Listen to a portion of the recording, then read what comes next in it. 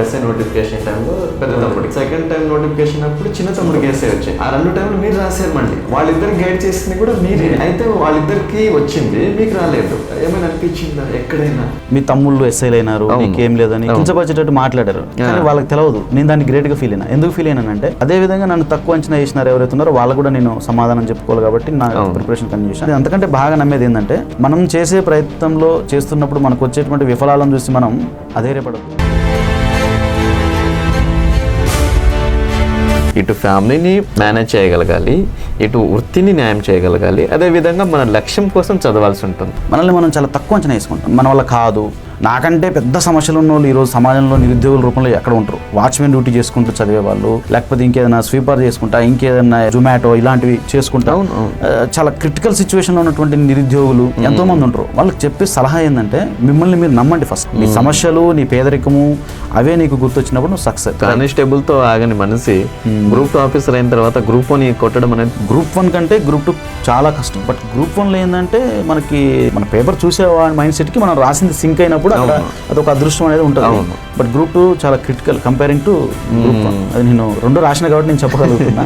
But without preparation group 1, with preparation group 2 చేసిన. మరి ఇలాంటి టైంలో కూడా మీ మేడం మీకు సపోర్ట్ చేసిందా, లేదంటే ఎందుకులే సార్ వదిలేయండి మనకెందుకు అని ఎప్పుడైనా మిమ్మల్ని డిసప్పాయింట్ చేయడానికి ట్రై చేశారా? ఎందుకు ఇబ్బంది పడుతున్నావు, శాలరీ రాకపోతే ఆమె నా గోల్డ్ ఉంది కదా బ్యాంక్లో పెడదాం, ఆమె అమౌంట్ని యూజ్ చేసుకొని చదువుకుందాం. సపోర్ట్ చేసిన తప్ప నన్ను ఎప్పుడు అట్లా డిస్కరేజ్ చేయలేదు. ఎంకరేజ్ చేసింది, డిస్కరేజ్ చేయలేదు. ఇప్పుడు గ్రూప్ 2 వచ్చిన తర్వాత ఇక్కడ తాగబాకు ఇంకా గ్రూప్ 1 ఆఫీసర్ అవ్వాలి ఏ విధంగా కూడా నాకు అంతా నాకు ఫ్యామిలీ మెంబర్స్ అంతా నాకు సపోర్ట్ చేయబట్టి, ఆ కంఫర్ట్ జోన్ ఉండబట్టి నాకు ఈరోజు ఇక్కడ వరకు వచ్చాను. మీరు ఏ స్టడీ హాల్కి కూడా వెళ్ళలేదంట, అక్కడికి వెళ్ళకుండా ఎలాంటి కోచింగ్ ఏమైనా తీసుకున్నారు? వితౌట్ కోచింగ్ మనలో ఆ బ్లడ్ బాలే తత్వం ఉన్నటువంటి ఎవరికైనా సరే కోచింగ్ లేకుండా ఉద్యోగం కొట్టచ్చు. అయితే ఈ సిలబస్ కాపీ అనేది చాలా పవర్ఫుల్ వెపన్ కాంపిటేటివ్ ఎగ్జామ్స్లో. ఫర్ ఎగ్జాంపుల్ మనకి హిందువులు ఉంటారు, హిందువులకి పవిత్రమైన గ్రంథం ఏంటంటే భగవద్గీత, ముస్లిమ్స్కి ఖురాన్, క్రిస్టియన్స్కి బైబిల్. ఈ మతాలకి ఒక్కొక్కరికి ఒక్కొక్క పవిత్ర గ్రంథం ఉంటే అన్ని మతాలకి కలిపి కాంపిటేటివ్ ఫీల్డ్లో ఉన్న వాళ్ళకి చదివే వాళ్ళకి అన్ని మతాల పిల్లలకి కలిపి ఉన్న ఒక గ్రంథం, కామన్ గ్రంథం ఏంటంటే సిలబస్. అది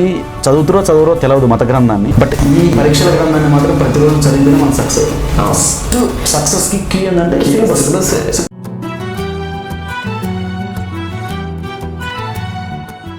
వెల్కమ్ టు భీష్మ అకాడమీ. నేను మీ బీకే రావు. మన మట్టిలో ఆణిముత్యాల సిరీస్లో భాగంగా ఈరోజు మరొక అద్భుతమైన మట్టిలో ఆణిముత్యాన్ని తీసుకురావడం జరిగింది. డిగ్రీ ఫైనల్ ఇయర్లోనే సివిల్ కానిస్టేబుల్గా సెలెక్ట్ అయిన తర్వాత ఇంతటితో నా లైఫ్ ఆగకూడదు అనే ఏకైక లక్ష్యంతో ప్రిపేర్ అయ్యారు. మ్యారేజ్ అయింది, బాబు పుట్టారు. ఎన్నో సూటిపోటి మాటలు విన్న తర్వాత కూడా లక్ష్యాన్ని మరవలేదు ఏనాడు. అటు డ్యూటీకి న్యాయం చేసుకుంటూ, ఇటు ఫ్యామిలీని జాగ్రత్తగా కాపాడుకుంటూ ప్రిపేర్ అయ్యి ఈరోజు మన ముందుకి గ్రూప్ 2 ఆఫీసర్గా వచ్చారు. అతనే మన రాజశేఖర్ రెడ్డి గారు. రాజశేఖర్ రెడ్డి గారు నమస్కారం అండి. నమస్తే, థ్యాంక్ యూ. ఎలా ఉన్నారు సార్? బాగున్నా, హ్యాపీయా సార్? ఇప్పుడు రాజశేఖర్ గారు, మీ గురించి నాకు తెలుసు, మీ బాల్యం గురించి, మీరు ఎన్ని కష్టాలు పడ్డారు. మ్యారేజ్ అయింది, మ్యారేజ్ అయిన తర్వాత కూడా ఎక్కడ గివ్ అప్ ఇవ్వలేదు మీరు. అవును. అటు ఫ్యామిలీని అంటే మేడం సైడ్ ఫ్యామిలీని, మన ఫ్యామిలీని మేనేజ్ చేసుకుంటూ, అదేవిధంగా అటు డ్యూటీని మేనేజ్ చేసుకుంటూ చాలా కష్టపడి ఈరోజు ఇక్కడికి వచ్చారు. అది నాకు తెలుసండి. అయితే మన వ్యూవర్స్ కోసం, మన ఆస్పిరెంట్స్ కోసం మీ బాల్యం, మీ నేపథ్యం గురించి చెప్పండి. నా పేరు గంగిరెడ్డి రాజశేఖర్ రెడ్డి. మాది సూర్యాపేట జిల్లాలో మల్లారెడ్డిగూడెం అనేటువంటి ఒక కుగ్రామం. ఇప్పుడు అది కొత్త మండలం అయింది. మా నాన్నగారి పేరు శ్రీనివాస్ రెడ్డి, అమ్మ పేరు లక్ష్మి. మాది చిన్నప్పటి నుంచి వ్యవసాయం. మా అమ్మ నాన్న కూడా పెద్దగా ఏం చదువుకోలేదు. మా నాన్న 7th క్లాస్. అయితే చిన్నప్పటి నుంచి మమ్మల్ని స్కూల్ ఏజ్ నుంచే ఏదైనా హాలిడేస్ ఉన్నప్పుడు లేదా ఏదైనా ఫెస్టివల్స్కి స్కూల్స్ హాలిడేస్ ఉన్నప్పుడు వాళ్ళతో పాటు మమ్మల్ని వ్యవసాయం చేయడానికి తీసుకుపోయేది. ఆ తీసుకుపోయినప్పుడు మా నాన్న, మా అమ్మ పడేటువంటి కష్టం చూసి వీళ్ళు ఇంత కష్టపడుతున్నారు, మనల్ని స్కూల్కి పంపిస్తున్నారు, మనం స్కూల్లో కూర్చొని లేదా ఫ్యాన్ల కింద కూర్చొని ఆ పడిన కష్టం కంటే ఎంతో కష్టపడ్డా మనం లైఫ్లో సక్సెస్ అవుతాం, 10 మందికి మనం మోటివేషన్ ఉంటుంది. నాకు చిన్నప్పుడు మా నాన్న పడే కష్టం నుంచే నాకు ఖచ్చితంగా నేను ప్రభుత్వ ఉద్యోగిని కావాలి, అందులో ఒక మంచి ఆఫీసర్ని కావాలనేటువంటిది నాకు వచ్చింది. సో నా సక్సెస్కి ఏదైనా మూలం ఉందంటే మా నాన్న చిన్నతనంలో పడినటువంటి కష్టం. ఆ కష్టం చూడడం వల్ల నాకు ఆ కష్టపడే తత్వం అలవాడి ఈరోజు నేను ఇక్కడ సక్సెస్ అయి కూర్చున్నా. మాకు 2 బ్రదర్స్ ఉన్నారు, నేను పెద్ద అందులో. సో ఇది నా బ్యాక్గ్రౌండ్. అయితే నేను 10th క్లాస్ వరకు మా విలేజ్ మల్లారెడ్డిగూడెంలోనే స్కూలింగ్ అంతా అయిపోయింది. తర్వాత ఇంటర్మీడియట్ హుజూర్ నగర్, డిగ్రీ కోదాలో చూడండి, అంత రూరల్ బ్యాక్గ్రౌండ్. ఆ తర్వాత 2015లో నేను డిగ్రీ ఫైనల్ ఇయర్లో ఉన్నప్పుడు ఈ కానిస్టేబుల్ నోటిఫికేషన్ అనేది రావడం జరిగింది. ఆ కానిస్టేబుల్ నోటిఫికేషన్ వచ్చినప్పుడు రూరల్ ఏరియా వ్యవసాయ ఆధార కుటుంబం, మనకి ఉద్యోగం అనే విలువ తెలుసు, ఉద్యోగం యొక్క విలువ. ఎందుకంటే ఒక రైతు ఇప్పుడు ఉన్నటువంటి పరిస్థితులు చూస్తే, మనకి చిన్నప్పుడు సోషల్ చదువుతుంటే ఒక పదం ఉండేది, అది నాకు బాగా గుర్తొస్తుంది. భారతదేశంలో వ్యవసాయం అనేది ఋతుపవనాలతో జోదం వంటిది అనేటువంటి ఒక సెంటెన్స్ ఉంటుంది. సో ఇట్లా వ్యవసాయంలో మనం ఇబ్బంది అవుతుంది, మన అమ్మ వాళ్ళకి కనీసం మనం చదివి సక్సెస్ కావాలనే ఒక ఆలోచనతో నేను డిగ్రీలో ఏదో ఒక ఫస్ట్ అయితే గవర్నమెంట్ జాబ్ కావాలి అనే ఉద్దేశంతో కానిస్టేబుల్ వెళ్ళడం జరిగింది. అప్పుడు ఉమ్మడి జిల్లా నల్గొండ జిల్లా, ఇప్పుడు ఈ బైఫర్కేషన్ అప్పుడు అవ్వలేదు. ఆ ఉమ్మడి జిల్లాలో మొత్తం 140 సివిల్ కానిస్టేబుల్ పోస్టులు ఉన్నాయి. దాంట్లో 33% ఉమెన్ రిజర్వేషన్, మిగతా పోనీ ఓపెన్లో నాకు సివిల్ కానిస్టేబుల్గా ఉమ్మడి నల్గొండ జిల్లాలో సెలక్షన్ కావడం జరిగింది. అప్పుడు తెలిసింది నాకు నాలో ఉన్న టాలెంట్. అప్పటి వరకు నాకు తెలియదు అసలు. మన డిగ్రీ ఫైనల్ ఇయర్ అంటే మీరు కబడ్డీ ఆడుకుంటూ కాలేజ్కి వెళ్ళుకుంటూ కొంచెం కబడ్డీ ఆడేది. మా విలేజ్ లో సీనియర్ కబడ్డీ ప్లేయర్స్ ఉండేవాళ్ళు. యాక్చువల్ గా నేను కానిస్టేబుల్ గా సెలెక్ట్ కావడానికి కారణం కూడా మా విలేజ్ కబడ్డీ ప్లేయర్స్ ఉండేవాళ్ళు. వాళ్ళు కబడ్డీ ఆడేటప్పుడు మమ్మల్ని ప్రోత్సహిస్తూ ఈవెంట్స్, రన్నింగ్ అవి అది ఇండైరెక్ట్ గా దాంట్లో వార్మప్, రన్నింగ్ చేయడం వల్ల అది కానిస్టేబుల్ అప్పుడు నాకు కొంత యూజ్ అయ్యి ఉంది. నా సక్సెస్ లో కబడ్డీ కూడా కొంత, అంటే నా కానిస్టేబుల్ అయ్యే వరకు కావడానికి కబడ్డీ గేమ్ అనేది కూడా ఒక యూజ్ అయింది. మా విలేజ్ కబడ్డీ ప్లేయర్స్ కూడా నేను థ్యాంక్స్ చెప్తాల్సుకున్నాను, ఎందుకంటే నాకు జాబ్ రావడానికి అది కొంత తోడ్పడింది ఈవెంట్స్ పరంగా. ఆ తర్వాత కానిస్టేబుల్ అయ్యాను, కొంత మనకి సేఫ్ జోన్ అనే ఫీలింగ్ వచ్చింది, ఇక చాలు అనే ఫీలింగ్ వచ్చింది. ఆటోమేటిక్గా మనం చదివిపోయిన తర్వాత ఉద్యోగం వచ్చిన తర్వాత మ్యారేజ్ ఉన్నట్టే జరిగిపోయింది, ఒక బాబు. అట్లా నేను కొంతకాలం నేను ఒక సేఫ్ జోన్ ఉన్న తర్వాత ఒకసారి నన్ను నేను ప్రశ్నించుకున్నప్పుడు, నువ్వు ఇంతేనా, ఇక ఇంతేనా అని అన్నప్పుడు నాకు బాధ అనిపించి, లేదు నేను ఇంతే కాదు, మన డిపార్ట్మెంట్లో ఉద్యోగం చేసుకుంటూనే ఒక హయ్యర్ లెవెల్కి వెళ్ళాలనే ఉద్దేశంతో కంటిన్యూగా ఏ నోటిఫికేషన్ పడితే ఆ నోటిఫికేషన్, అది ఎస్ఐ కావచ్చు, గ్రూప్ 4 కావచ్చు, కానిస్టేబుల్ కావచ్చు, రాసే క్రమంలో నేను ఫెయిల్యూర్స్ మొత్తం చూసిన. ఎందుకంటే ఒక ఫ్యామిలీ ఉన్న తర్వాత చదివే ఒక క్యాండిడేట్కి బిఫోర్ మ్యారేజ్ చదివే క్యాండిడేట్కి చాలా తేడా ఉంటుంది. Before marriage there is no responsibilities, అంటే భార్య, పిల్లలు, వాళ్ళ యొక్క పోషణ, తర్వాత కొంత అలాంటి ఏమి ఉండవు. సో వాళ్ళకి ఒకటే ఉంటుంది, ఏముంది, చదవాలి, కూర్చోవాలి, ఇంటికాంచి అమ్మ నాన్న పంపిస్తారు, చదువుతారు. బట్ మ్యారేజ్ అయిన తర్వాత పిల్లలు, భార్య, మనకు ఒక బాధ్యతలు, సమాజంలో అంత మంచి చెడు అన్నీ ఉంటాయి కాబట్టి కొంత డిస్టర్బెన్సెస్ వల్ల నాకు ఒక 2 సార్లు 2018లో 22లో 2 సార్లు సబ్ ఇన్స్పెక్టర్ మిస్ కావడం జరిగింది.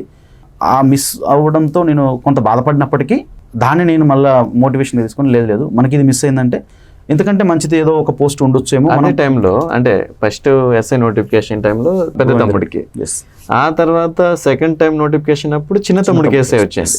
ఆ 2 టైంలో మీరు రాశారు, మళ్ళీ రాశాను, నాకు మిస్ అయింది. వాళ్ళిద్దరికి గైడ్ చేసింది కూడా మీరే. అయితే వాళ్ళిద్దరికి వచ్చింది, మీకు రాలేదు. అప్పటికే ఫ్యామిలీ ఉంది. అవును.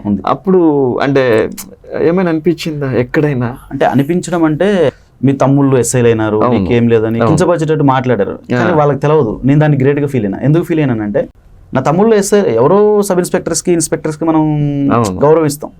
నా సొంత తమ్ముళ్ళు ఎస్ఐలు అయినారు, అది కలిసి మీరు గైడ్ చేస్తే నా గైడెన్స్ ఉంది కాబట్టి నేను ఇంకా ప్రౌడ్గా ఫీల్ అయ్యి అదే విధంగా నన్ను తక్కువ అంచనా చేసినారు ఎవరైతే ఉన్నారో వాళ్ళు కూడా నేను సమాధానం చెప్పుకోవాలి కాబట్టి నా ప్రిపరేషన్ కంటిన్యూ చేశాను. అంటే సబ్ ఇన్స్పెక్టర్ ఫస్ట్ టైం రాసినప్పుడు పెద్ద తమ్ముడు ఆర్ఎస్ఐగా సెలెక్ట్ అవ్వడం జరిగింది, నేను మిస్ అయింది. చిన్న తమ్ముడు రీసెంట్ నోటిఫికేషన్లో సివిల్ ఎస్ఐగా సెలెక్ట్ చేయడం నాకు మళ్ళీ మిస్ అయింది. గ్రూప్ 4 కూడా నాకు మిస్ అయింది. ఎందుకు మిస్ అయింది గ్రూప్ 4 అంటే, నేను అన్ని పోస్టులకి నేను వెబ్ ఆప్షన్స్ ఇవ్వలేదు. నేను యాక్చువల్గా 1:3 సెలక్షన్కి వెళ్ళాను అన్ని పోస్టులకి, ఎందుకంటే నేను కానిస్టేబుల్గా చేస్తున్నా, సివిల్ కానిస్టేబుల్. దీనికంటే కొంత బెటర్గా ఉన్నటువంటి జూనియర్ అసిస్టెంట్ జాబ్లు ఏమంటే పెట్టుకున్నా. మిగతా దగ్గర చాలా ఆప్షన్స్ వదిలేసిన. ఎందుకు వదిలేసినానంటే, ఇప్పుడు నేను జాబ్లో ఉన్నా, పెడతా, వస్తుంది, గొప్పలు చెప్పుకోవడానికి నేను గ్రూప్ 4 కొట్టేసిన అని చెప్పొచ్చు, బట్ నేను పోను అక్కడికి. దానివల్ల ఒక ఫ్యామిలీ లాస్ అయ్యింది. ఇండైరెక్ట్ గా నేను ఒక ఫ్యామిలీకి లైఫ్ ఇవ్వడం కోసం నేను నా గొప్ప అవసరం లేదు, బట్ నా పేరు మీద నేను పోలే కాబట్టి అక్కడ ఎవరికో వార్డ్ ఆఫీసర్ జాబో లేదా ఏదైనా ఒక డిపార్ట్మెంట్ లో, కార్పొరేషన్ లో ఏదైనా ఉండదు. దీనికంటే కొంత తక్కువ శాలరీ ఉన్నది, తక్కువనే నేను పెట్టలే. సో దానివల్ల నేను ఒక ఫ్యామిలీని సేవ్ చేశాను గర్వంగా చెప్పుకుంటున్నా. నాకు గ్రూప్ 4 వచ్చినట్టే ఇండైరెక్ట్ గా, రాకపోయినా కానీ ఇండైరెక్ట్ గా ఒక ఫ్యామిలీ గ్రూప్ 4 ఖచ్చితంగా రావాలి. కానీ నేను అన్ని ఆప్షన్స్ పెట్టలే, మంచి పోస్టులు ఏమైనా పెట్టినా రాలేదు. సో నేను అట్లా ఎస్ఐ మిస్ అయింది 2 సార్లు, గ్రూప్ 4 మిస్ అయింది. తర్వాత ఈవెన్ లాస్ట్ నోటిఫికేషన్ లో ఎక్సైజ్ కానిస్టేబుల్ కోసం మాత్రం అప్లై చేసిన. మళ్ళీ మొన్న జరిగిన నోటిఫికేషన్ లో ఎందుకు ఎక్సైజ్ కానిస్టేబుల్ కోసం అప్లై చేసిన అంటే, సివిల్ కానిస్టేబుల్ గా 24/7 మనం అవైలబుల్ ఉండాలి, డ్యూటీస్ చాలా బిజీ ఉంటాయి, మనకి లీవ్స్ దొరకు, ప్రిపరేషన్ కి చాలా ఇబ్బంది ఉంటుంది. అదే ఒక ఎక్సైజ్ కానిస్టేబుల్ అయితే లా అండ్ ఆర్డర్ లో ఉన్నంత వర్క్ బర్డెన్ అనేది ఒక ఎక్సైజ్ డిపార్ట్మెంట్ లో ఉండదు. సో నేను అది ఎక్సైజ్ కానిస్టేబుల్ అయిన తర్వాత ఒక కంఫర్ట్ జోన్ లో ఉంటా, ప్రిపరేషన్ కి నేను ఫ్యామిలీని చూసుకుంటూ శాలరీ వస్తుంది, కొంత పని తక్కువ ఉంటుంది కాబట్టి ఒక గ్రూప్ 1 గ్రూప్ 2 ఆఫీసర్ అవ్వాలని అనుకున్నా. బట్ అది మిస్ అయింది. రాసి పెట్టుంది రాసిపెట్టి ఆఫీసర్ గా రావాలి, రాజశేఖర్ కి గ్రూప్ ఆఫీసర్ ఉంది కాబట్టి. అంతే అంతకంటే బాగా నమ్మేది ఏంటంటే మనం చేసే ప్రయత్నంలో చేస్తున్నప్పుడు మనకు వచ్చేటువంటి విఫలాలను చూసి మనం అధైర్యపడద్దు. అక్కడ విఫలం వచ్చిందంటే అంతకు మించినటువంటి సఫలం ఏదో ఉంది అనేది మనకు ఒక సంకేతం. అక్కడ ఎక్సైజ్ కానిస్టేబుల్ మిస్ అయిందంటే ఈ రోజు ఎక్సైజ్ సబ్ ఇన్స్పెక్టర్ గా సెలెక్ట్ అయ్యానేది నేను నమ్మిన. నాకు ఏమనిపిస్తుంది అంటే మన వాళ్ళందరూ నాకు మెసేజ్ చేశారు, సార్ వీళ్ళందరికీ చేస్తున్నారు ఓకే, మేము అంటే ప్రైవేట్గాను లేదంటే గవర్నమెంట్ జాబ్ చేస్తూ చిన్న చిన్న జాబ్ చేస్తూ ఎలా ప్రిపేర్ అవ్వాలో అర్థం కావట్లేదు, చాలా ఇబ్బందిగా ఉంది, ఫ్యామిలీ సపోర్ట్ కూడా కొన్నిసార్లు ఉంటుంది కొన్నిసార్లు ఉండదు, ఎవరినైనా అంటే ఇలా జాబ్ చేసుకుంటూ చిన్న చిన్న జాబ్ చేసుకుంటూ అయినా గ్రూప్ 2 ఆఫీసర్లని పిలవండి సార్ అని నాకు పర్సనల్గా మెసేజ్ చేస్తే మీకు ఫోన్ చేశాను నేను. ఓకే, అవును చేశాను సార్ రాజశేఖర్ గారు రండి అంటే మీరు వచ్చారు. ఇప్పుడు వీళ్ళ కోసం మీరు ఇచ్చే సందేశం ఏంటి అంటే ఇటు ఫ్యామిలీని మేనేజ్ చేయగలగాలి, ఇటు వృత్తిని న్యాయం చేయగలగాలి, అదేవిధంగా మన లక్ష్యం కోసం చదవాల్సి ఉంటుంది. ఇది చాలా పెద్ద టాస్క్. అందరూ అనుకుంటారు బ్యాచిలర్గా ఉన్నప్పుడు మనం అనుకున్నదే చేయగలుగుతాం, అంటే మనం ఏమైతే అనుకుంటామో ఆ నెక్స్ట్ సెకండ్ చేస్తాం. కానీ ఇక్కడ మ్యారేజ్ అయిన తర్వాత అది కాదు కదా, అది పాసిబుల్ అవ్వదు. కానీ మీరు ఈరోజు గ్రూప్ 2 ఆఫీసర్ అయ్యారు, పాసిబుల్ చేశారు. అవును. ఎలా అంటే సాధారణంగా ఒక మనిషి ఎవరైనా సరే, ఎస్పెషల్లీ మన రూరల్ బ్యాక్గ్రౌండ్ ఉన్నటువంటి అగ్రికల్చర్ సెక్టార్ లేదా అగ్రికల్చర్ లేబరర్స్ కుటుంబం నుంచి వచ్చినటువంటి వాళ్ళకి మనల్ని మనం చాలా తక్కువ అంచనా వేసుకుంటాం. అంటే మన వల్ల కాదు, మనకి మన ఫార్మర్స్ వ్యవసాయం చేస్తారు, మనకి ఎవడు చెప్పేవాడు ఉండడు, సో మనకి ఎక్కడ వస్తాయి జాబ్స్, ఏదో చాలా రీజన్స్ ఉంటాయి. మనకి రిజర్వేషన్ లేదని ఇంకొంచెం మంది కావచ్చు, ఒక సెక్టర్, ఇంకొంతమంది రిజర్వేషన్ ఉన్నప్పటికీ కూడా మనకి ఆడొస్తాయిలే, మన అమ్మ నాన్న వ్యవసాయం చేసినట్టే మనం కూడా చేసుకుందాం అనే భావన ఉంటారు. అది తప్పు. అది అయితే ఎగ్జాంపుల్ చెప్పాలంటే ఇందులో నేను గొప్ప చెప్పుకోవాలని కాదు, కానీ నలుగురు నేను చెప్పేది వింటే వాళ్ళు ఇన్స్పైర్ అవుతారు. అయితే నేను డిగ్రీలో ఫైనల్ ఇయర్ లో ఉన్నప్పుడే నేను కానిస్టేబుల్ ఉమ్మడి జిల్లాలోనే ఓపెన్ లో సివిల్ కానిస్టేబుల్ కొట్టిన, అంటే అప్పుడు టాలెంట్ ఉన్నట్టు 8 years తర్వాత, అది జరిగిన 8 years తర్వాత మ్యారేజ్ పిల్లలు ఉన్న తర్వాత ఈరోజు నేను గ్రూప్ 2 ఆఫీసర్ అయినా అంటే అప్పుడే నాకు ఎవరన్నా సరైన గైడెన్స్ ఇచ్చుంటే, పెళ్లి కాకముందే, పిల్లలు లేకముందే, బరువు బాధ్యతలు అనేవి ఎక్కువగా లేకముందే నాకు ఒక గైడెన్స్ ఇచ్చేవాళ్ళు ఎవరైనా ఉంటే, అప్పుడే ఎవరైనా సివిల్స్కి పోరా లేదా గ్రూప్ 1 చదువురాని ఒక మోటివేషన్ ఉంటే, ఇంత గ్యాప్లో గ్రూప్ 2 కొట్టిన నేను ఆ గ్యాప్లో ఖచ్చితంగా గ్రూప్ 1 అన్న మినిమం గ్రూప్ 1 ఆఫీసర్ అని అవుదును. సో ఈ అన్ఎంప్లాయీస్ లేదా పాపం ఇబ్బంది అయ్యేటువంటి వాళ్ళకి కూడా అప్పుడు నాకు ఏ విధంగా అయితే నా గురించి నాకు తెలియదు, ఇప్పుడు వాళ్ళ గురించి వాళ్ళకి తెలియదు. సో ఈ మన ఇంటర్వ్యూ ద్వారా చెప్పేది ఏంటంటే, ఎవరో ఒక మాట అన్నాడని నీ వల్ల కాదన్నాడని అది పట్టించుకోవద్దు. వాళ్ళన్న మాటలతోనే మనం ఇంకా మనకి గుర్తొస్తూ ఆ అవమానాలని మనం అధిగమించి నువ్వు తిప్పే ప్రతి పేపర్లో వాళ్ళు నిన్ను అవమానించినటువంటి అవమానాలు, నిన్ను కించపరిచినటువంటి మాట గుర్తు చేసుకుంటే నువ్వు తిప్పిన ఆ పేపర్లో ఏదో ఒక పేపర్ రేపొద్దున నీకు వచ్చే అపాయింట్మెంట్ ఆర్డర్ అయింది. సో అట్లా మనం మోటివేషన్ తీసుకోవాలి. ఎవరో నేను వచ్చి చెప్పడం వల్ల కూడా నన్ను చూసి కూడా మీరు ఇన్స్పైర్ అవ్వాల్సిన అవసరం ఏమీ లేదు. నాకంటే పెద్ద సమస్యలు ఉన్న వాళ్ళు ఈరోజు సమాజంలో నిరుద్యోగుల రూపంలో ఎక్కడ ఉంటారు? వాచ్మెన్ డ్యూటీ చేసుకుంటూ చదివే వాళ్ళు, లేకపోతే ఇంకేదైనా స్వీపర్ చేసుకుంటా, ఇంకేదైనా జొమాటో ఇలాంటివి చేసుకుంటా చాలా క్రిటికల్ సిచ్యువేషన్లో ఉన్నటువంటి నిరుద్యోగులు ఎంతోమంది ఉంటారు. వాళ్ళకి చెప్పే సలహా ఏంటంటే, మిమ్మల్ని మీరు నమ్మండి ఫస్ట్. ఆ రోజు నేను నన్ను నమ్మలే, అందుకే నేను ఆ రోజు అక్కడ కానిస్టేబుల్తో చాలు అనుకున్నా. 8 ఏళ్ళు సమయం పట్టింది నాకు, నాలో టాలెంట్ ఉంది, నేను కొట్టలేస్తా అని నేను నిరూపించుకోవడానికి. సో 8 ఏళ్ళ క్రితం కూడా ఇదే ఉంటుంది కదా. కాబట్టి మిమ్మల్ని మీరు నమ్మండి, మీరు చేసేటువంటి వృత్తిని చేయండి కాదనట్లు. ఎందుకంటే అందరు ఫ్యామిలీస్ కంఫర్ట్ జోన్లో ఉండకపోవచ్చు. కొంతమేరకు నేను మా అమ్మ నాన్నకి థ్యాంక్స్ చెప్పుకోవాలి. ఎందుకంటే మాకు ఎక్కడ కూడా వాళ్ళు ఫైనాన్షియల్గా ఇబ్బంది అయ్యేటట్టు చూసుకోవాలి. వాళ్ళు ఇబ్బంది పడరు కాదనట్లే. బయట డబ్బులు తీసుకురావడము, లేదా వ్యవసాయం చేయడము, లేదా ఇంకేదైనా పని చేయడము, అప్పు చేయడము చేసి మా మీద బర్డెన్ పడలేదు. బట్ అన్ని ఫ్యామిలీస్ అట్లా ఉండకపోవచ్చు. సో అలాంటి కంఫర్ట్ జోన్లో లేనటువంటి ఫ్యామిలీస్ వాళ్ళు ఏం చేయాలంటే, మీరు ఇలాంటి నోటిఫికేషన్స్ లేని టైంలో పని ఎక్కువగా చేస్తూ చదువు తక్కువగా చదివి, అంటే ఫర్ ఎగ్జాంపుల్ ఒక పూట మొత్తం మీరు పని చేసుకొని అట్లా శాలరీని సేవ్ చేసుకొని ఈవినింగ్ టైంలోనో లేదా ఎర్లీ మార్నింగ్ టైంలోనో కొంత చదువు మీద అదొక న్యూస్ పేపర్ చదువుతూ, ఒక బుక్ పెట్టుకొని చదువుతూ కంటిన్యూ చేసుకుంటూ, నోటిఫికేషన్ వస్తుందనే సంకేతాలు ఎక్కువగా మనకి బిఫోర్ ఎలక్షన్స్ వస్తుంటాయి. మీరు అంతో ఇంతో మంత్లీ శాలరీని సేవ్ చేసుకుంటూ ఆ తర్వాత కంప్లీట్గా ఇలాంటి చిన్న చిన్న ఉద్యోగాలు వదిలేసి ఆ శాలరీతో కొంత సరిపోయినప్పుడు తప్పదిగా అప్పు తెచ్చుకోవడం ఏదో చేసి మనం చదువుకుంటే సక్సెస్ అవుతాం. దీని మొత్తానికి ఒకటే, మనల్ని మనం నమ్మాలి, దృఢంగా నమ్మాలి. నలుగురు అనే మాటల్ని గుర్తుపెట్టుకొని మనం సక్సెస్ అవ్వాలనే ఒకటి మన బలమైనటువంటి మన కోరిక మనలో ఉన్నప్పుడు నీకు ఎవ్వరు ఈ రాజశేఖర్ అవసరం లేదు, ఏ వీడియో అవసరం లేదు. నీ సమస్యలు, నీ పేదరికము అవే నీకు గుర్తొచ్చినప్పుడు నువ్వు సక్సెస్ అవుతావు. అయితే ఇప్పుడు మీరు ప్రిపేర్ అయ్యే టైంలో ఎన్నోసార్లు లీవ్లు పెట్టుకున్నారు. అవును. గ్రూప్ 1కి ప్రిపేర్ అయ్యారు. అవును. గ్రూప్ 1 కోసం గ్రూప్ 1 అంటే గ్రూప్ 2కి ప్రిపేర్ అయ్యాను నేను యాక్చువల్గా. బట్ గ్రూప్ 1 అప్లై చేసినాను. ఈ గ్రూప్ 2 చదివిన కంటెంట్ నే నేను డైరెక్ట్ గా గ్రూప్ అప్లై చేస్తే కానీ నాకు గ్రూప్ 1 ఎట్లా రాయాలనే, అంటే క్వశ్చన్ ఫ్రేమింగ్ ఎట్లా చేయాలి, తర్వాత ఇంటర్వ్యూ చూసిన ఈ మధ్య. దానికి ఒక ఇంట్రడక్షన్ ఉంటుందని, ఒక బాడీ ఉంటుందని, కంక్లూజన్ ఉంటుందని, దాంట్లో మనం దాన్ని ఎక్స్ప్రెస్ చేసేటువంటి విధానం ఒక డయాగ్రామ్ రూపంలో చేయొచ్చు అని అదంతా తెలియదు. నేనేదో ఈ గ్రూప్ 2 చదివింది అక్కడ రాసి వచ్చా, కంటెంట్ ఉంది బట్ దాన్ని చూపించే విధానం తెలియదు అప్పుడు. బట్ అయినా నాకు మంచి మార్క్స్ వచ్చిందని మిస్ అయింది.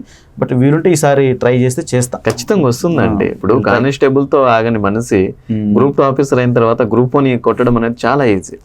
ఇదే నాలెడ్జ్ కదా, ఇదే నాలెడ్జ్. ఇంకా నేను రాసిన కాబట్టి గ్రూప్ 1 కంటే గ్రూప్ 2 చాలా క్రిటికల్, చాలా కష్టం. అవును, గ్రూప్ 2లో వచ్చినటువంటి civil services exam pattern follow అయ్యారు.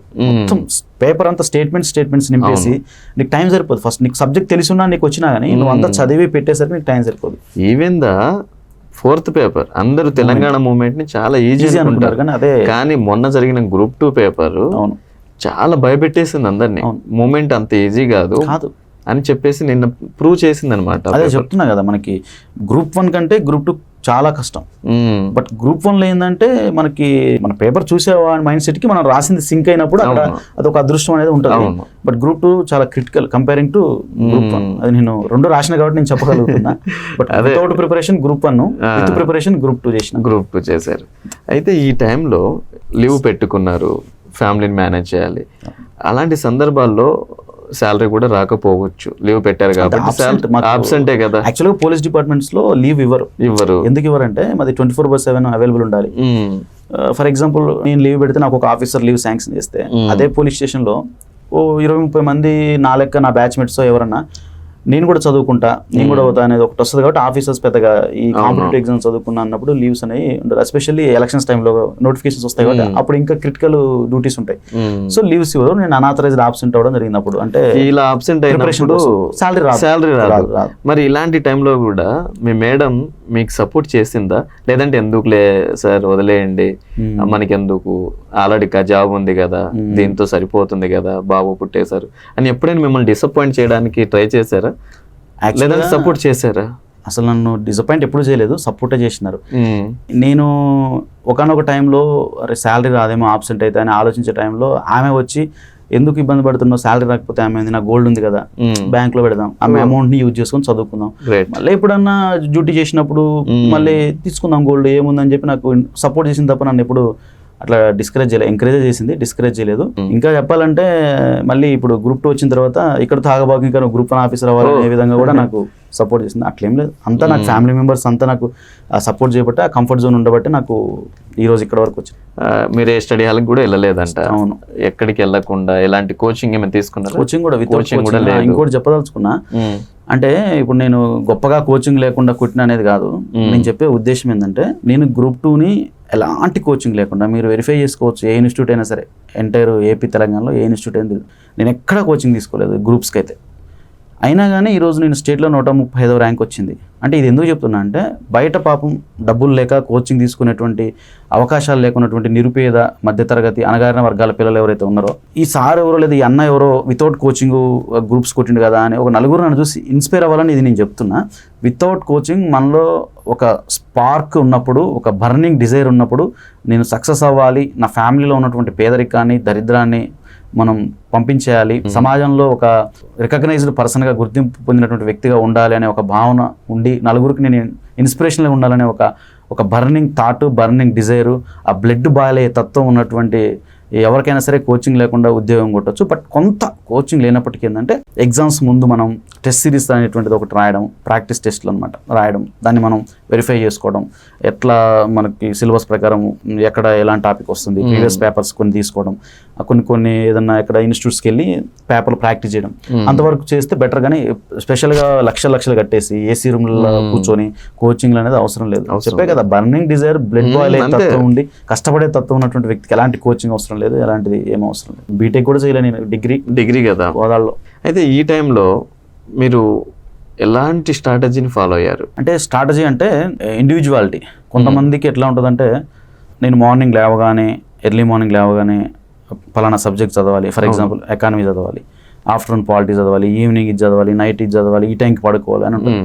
అది అన్ఎంప్లాయీస్కి లేదా కొంత కంఫర్ట్ జోన్, ఫైనాన్షియల్గా కంఫర్ట్ ఉండి అన్ఎంప్లాయీస్ ఉన్నప్పటికీ ఏం పని చేయరు కాబట్టి వాళ్ళకు ఉంటుంది.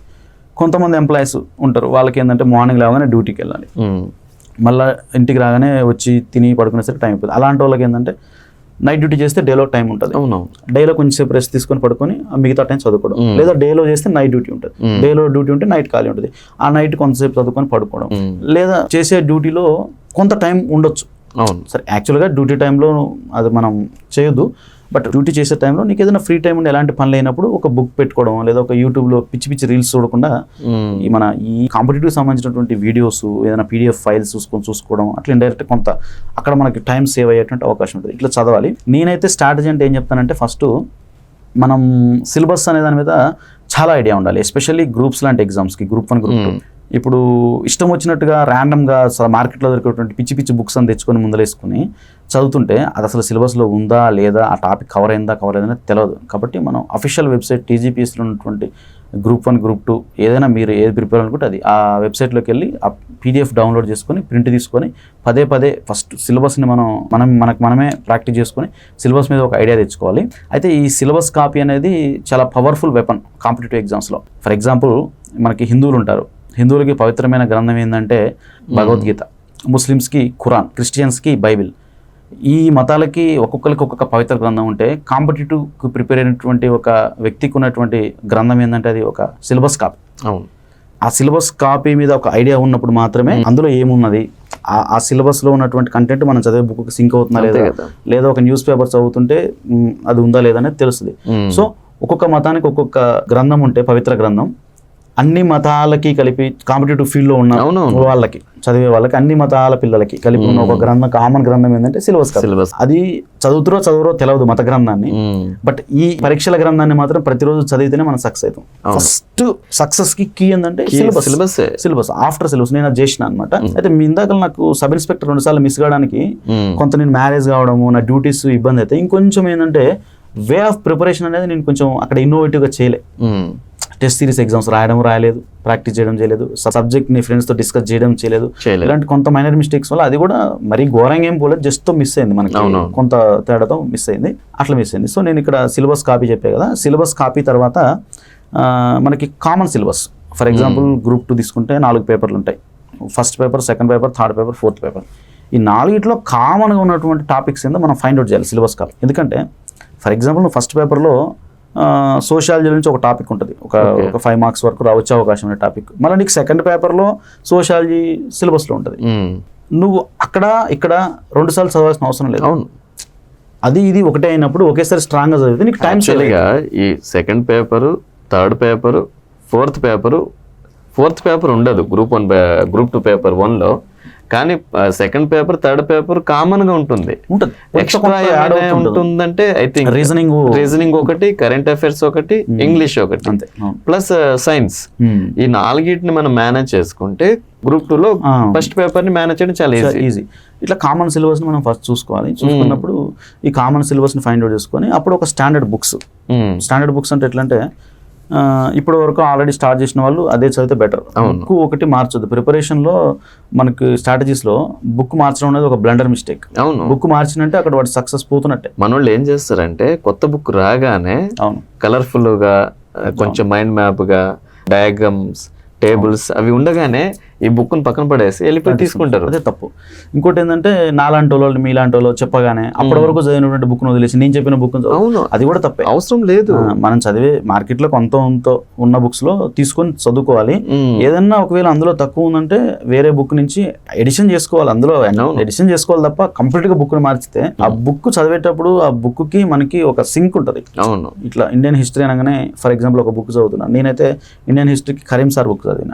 కరీం సార్ బుక్ ఓపెన్ చేయగానే మనకి ప్రతిరోజు చదువుతుంటాం కాబట్టి కొన్ని నెలల నుంచి సంవత్సరాల నుంచి ఊరికే మనకి అది ఒక సింక్ ఉంటుంది. నువ్వు ఇది పక్కన పెట్టేసి ఇంకొక బుక్ తీసుకుంటే ఆ సింక్ మిస్ అయ్యింది, నీకు మళ్ళీ కొత్తగా అనిపించి కన్ఫ్యూజన్ ఉంటుంది. కంటెంట్ ఒకటే, సబ్జెక్ట్ ఒకటే, బట్ ఎక్స్ప్రెస్ చేసేటువంటి విధానంలో మార్పు ఉంటుంది. ఈ బుక్స్ కరీం సార్ ఒక విధంగా చెప్తాడు, సీనయ్య సార్ ఒక విధంగా చెప్తాడు, ఇంకోసారి ఒక విధంగా చెప్తాడు. మనకి అకాడమీ బుక్స్ లో ఒక విధంగా అంటే చెప్పే విధానంలో తేడా ఉంటుంది తప్ప సారాంశం ఒకటే. కాబట్టి బుక్ మార్చొద్దు. ఎవరు ఏ బుక్ చదివితే అదే చదవాలి. నేను స్టార్ట్ చేసిన దగ్గర నుంచి ఏ బుక్ మార్చలేదు, అవే బుక్స్ కంటిన్యూ చేసిన.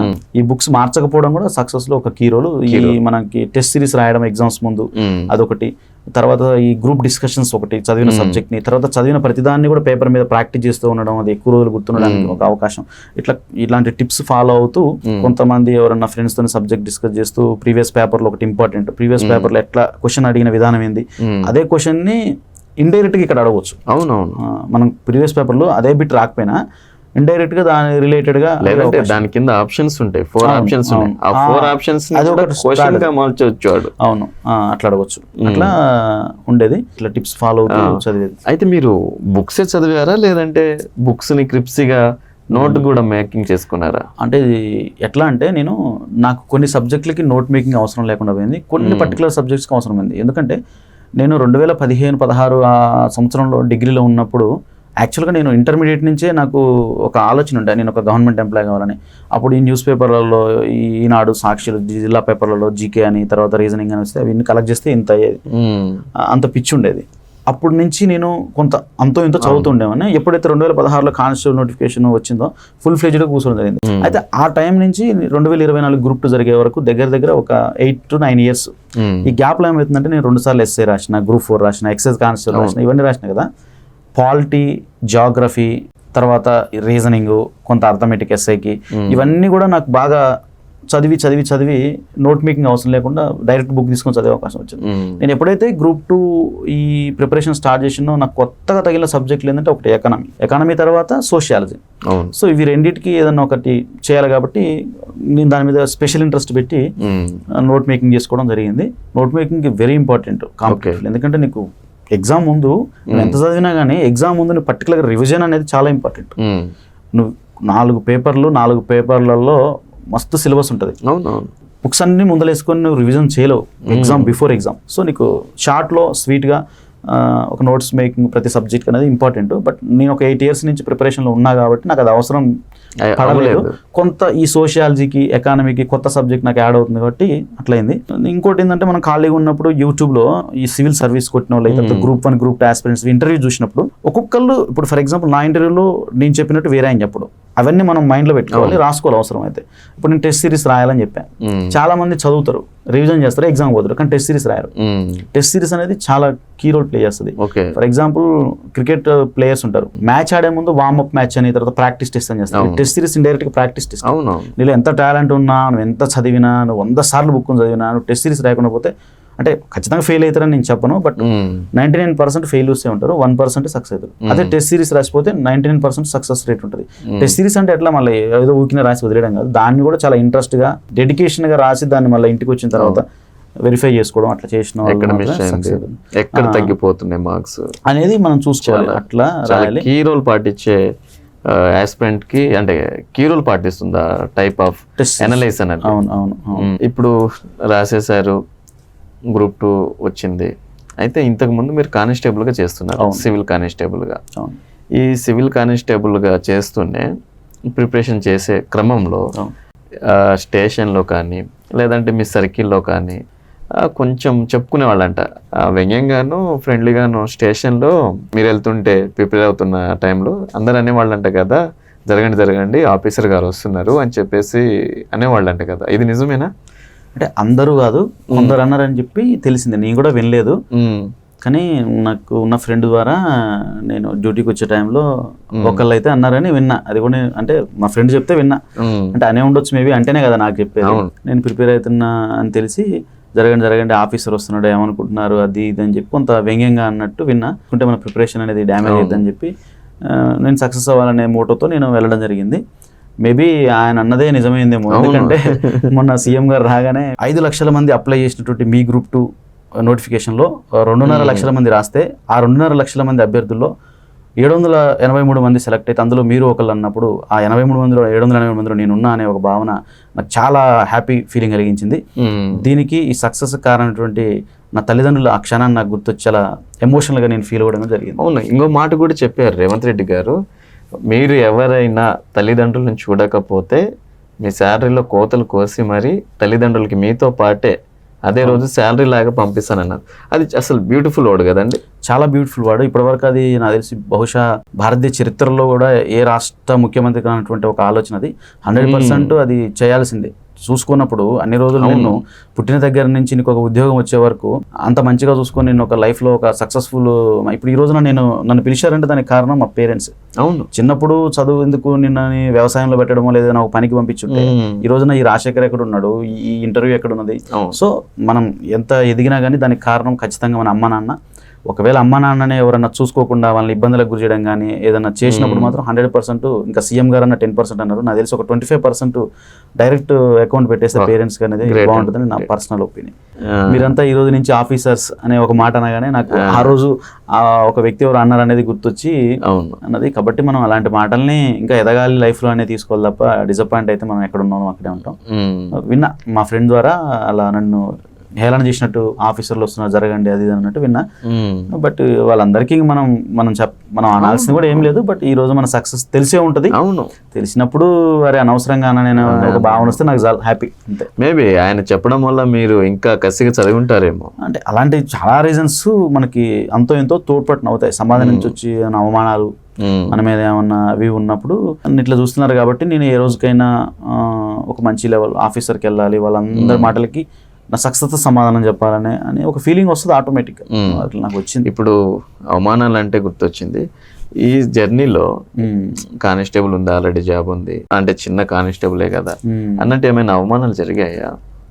అంటే కంపారిజన్ అనేది కామన్గా సొసైటీలో ఉంటుంది కదా. కొంతమంది అన్నట్టు వినడం, నేను కూడా స్వయంగా తక్కువ చేసి మాట్లాడే అన్నట్టు మాటలు కొన్ని చూడడం జరిగింది నాకున్న లెవెల్లో.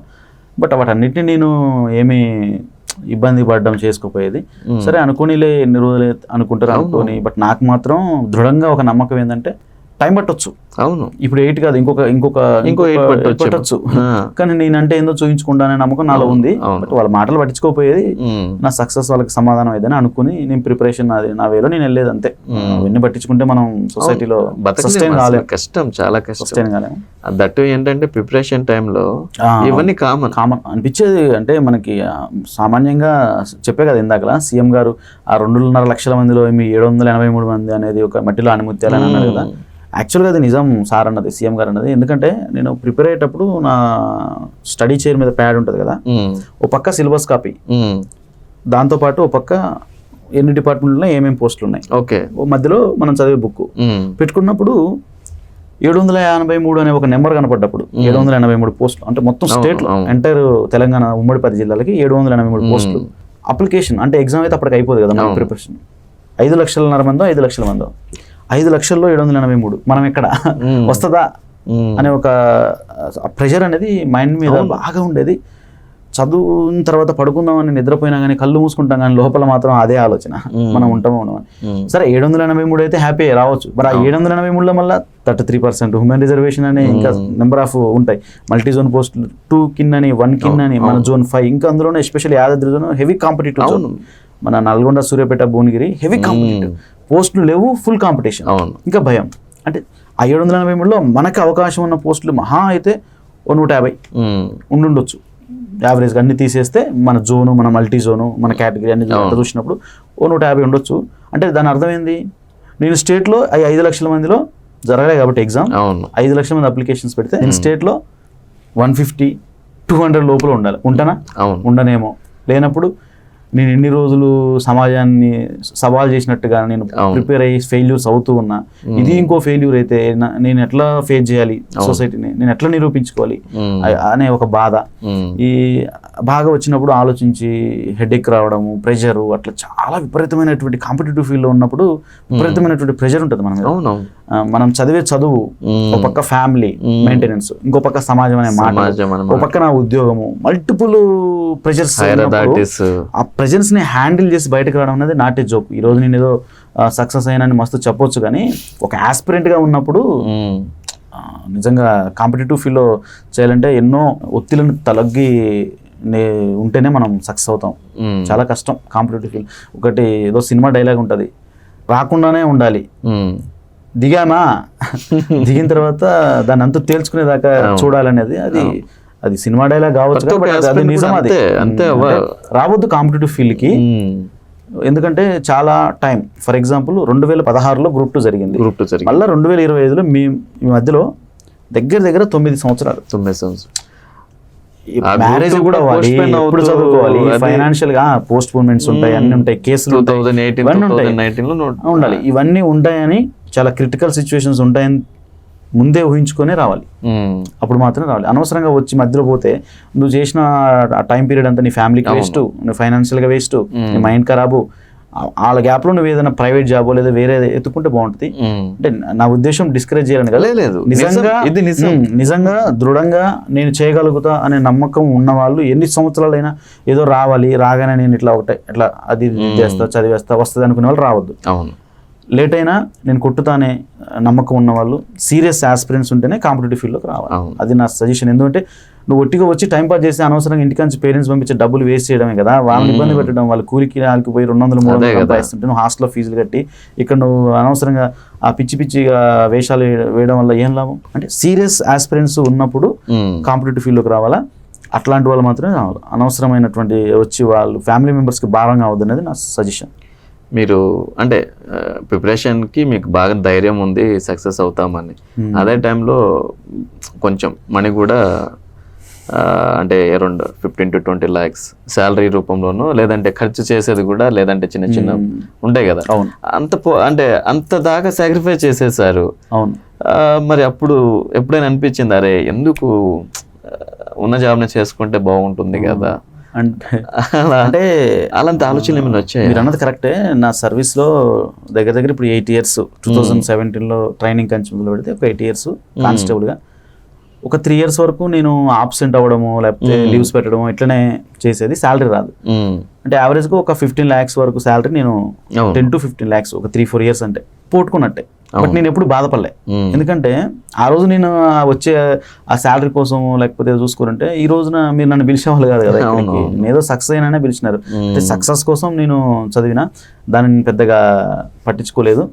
అందుకే ఇప్పుడు ఆస్పిరెంట్స్ కూడా తాత్కాలికమైనటువంటి ఆనందాల కోసము దీర్ఘకాలికమైనటువంటి విజయాలని మీరు మర్చిపోవద్దు. ఇప్పుడు ఏదో నేను ఒక ప్రైవేట్ జాబ్లో నాకు ఒక 15,000 వస్తున్నాయి, 20,000 వస్తున్నాయి, 30,000 వస్తున్నాయి అని అంత టాలెంట్ ఉన్న వాళ్ళకి మళ్ళీ నేను అట్లా ఇందాక చెప్పినట్టు ఓకే మీరు నాట్ ఇంట్రెస్టెడ్ వచ్చిన తర్వాత కూడా ఇట్లా హైదరాబాద్ వచ్చి లేకపోతే ఇంకో దగ్గర పోయి ఇట్లా అనవసరంగా పేరెంట్స్ పంపించిన డబ్బుల్ని వృధా చేసే వాళ్ళైతే ఓకే అట్లా కానీ నిజంగా టాలెంట్ ఉండి చదవాలనే తాపత్రయం ఉన్న వాళ్ళు ఆ చిన్న శాలరీకి చూసి అక్కడతో ఆగిపోవద్దు. మనలో ఉన్న టాలెంట్ మనకు తెలియదు అనేది నేను చెప్తాను.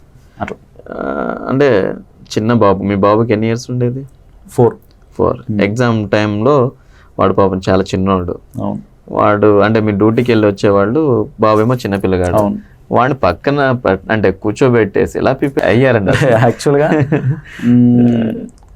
నేను మామూలుగా వచ్చిన తర్వాత స్టడీ చైర్ తీసుకొని చదువుతుంటే వాడు డైరెక్ట్గా చైర్ దగ్గరికి ఉరికొచ్చేది. వాడు నేనేం చేసేదంటే అంటే నా పెన్ను గుంజుకునేది, ఆయన ఏదో రాస్తా అని అట్లానే ఒక నోట్బుక్ వేస్ట్ నోట్బుక్ ఇచ్చి ఒక పెన్ ఇచ్చి వాడిని కూర్చోబెట్టేది. వాడే దాంట్లో గీతలు గీసుకునేది. నేను అంటే మా నాన్న చేసేది నేను చేయాలి అనే వాడు అట్లా. సమాజం నేను ఇందా చెప్పినా కదా, పక్కన ఉన్నోడు ఏదైనా చేస్తే ఆ పక్కనోడికి అది అట్రాక్ట్ అవుతుంటుంది, అది మంచిగా చెడైనా. మా నాన్న ఏదో చేస్తున్నాడు అని అనిపించి వాడి దగ్గరికి వచ్చేది, వాడికి ఒక నోట్బుక్ పెన్ ఇస్తూ కూర్చునేది. ఇంకొన్ని సందర్భాల్లో కింద కూర్చొని చదువుతుంటే డైరెక్ట్గా వచ్చి మీద కూర్చునేది. ఓ పక్క వాడిని కూర్చోబెట్టుకుని ఓ పక్క నేను ప్రిపరేషన్ చేసుకునేది. ఇంకా కొంచెం వాడు ఏమన్నా ఇబ్బంది పెడితే అప్పుడు మా వైఫ్ వచ్చి వాడిని చూసుకునేది, నేను నా ప్రిపరేషన్ నేను కంటిన్యూ చేసేది. దాన్ని కూడా నేను నాకు ఒక మైండ్ ఫ్రీ రిలాక్స్ లాగానే చూసేది తప్ప నాకు వాళ్ళు భారం అని చూడలేదు. మనం కంటిన్యూస్ అయ్యేటప్పుడు 2-3 గంటలు ప్రెజర్ ఉంటుంది, సడన్ గా వాడు రాగానే మనకి హ్యాపీగా అనిపిస్తుంది, కొంచెం రిలాక్స్ మూమెంట్ లెక్కనే. యాక్చువల్గా నేను ఫ్యామిలీతో ఉండి చదవడం వల్లనే నాకు కొంత రిలాక్స్ ఉండి వచ్చి నేను సక్సెస్ అయినా కూడా కొంత ఒక 0.1% అది కూడా కారణం ఫ్యామిలీతో ఉండి చదువుకోవడం కూడా.